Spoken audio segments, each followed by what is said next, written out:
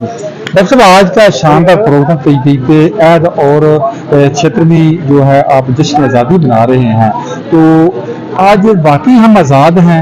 75 बरस में तो हम आज़ाद नहीं है, लेकिन इंशाअल्लाह हमने ये अज़म किया कि हम इस कौम को, इस मुल्क को आज़ाद करके दम देंगे।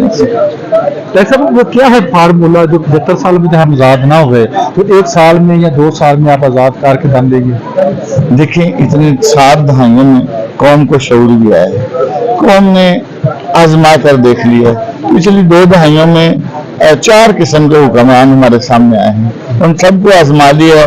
अब मैं समझता हूँ उसको दयानतदार क़यादत ही इसका हल है, ये कौम पहचान चुकी है और वो दयानतदार क़यादत जमात इस्लामी के पास मौजूद है, साफ है, खरी है, सुथरी है, अहल है।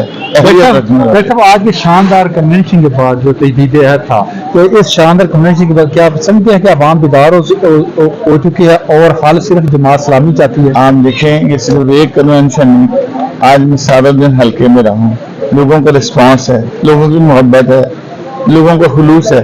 मैं उस पर यकीन क्यों ना करूँ और फिर अल्लाह की रहमत पर क्यों उम्मीद ना करूँ और यकीन ना करूँ। अपने कारकुनान को क्या पैगाम देंगे? बस बेदारी तो है अवाम में, लोगों तक पहुँचे, लोगों के दिलों पर दस्तक दें, लोगों को जो है वोटर बनाएं। उन्हें हालात से सब परेशान है, हालात का सबको इदराक है और कौन सही कर सकता है ये भी लोगों को इदराक है। सिर्फ लोगों को ये बताने की जरूरत है कि वो अहल क़यादत, वो दयानतदार क़यादत हम है। डॉक्टर साहब, अगर इलेक्शन बर वक्त नहीं होते तो फिर आपकी जमात का लाई अमल क्या होगा?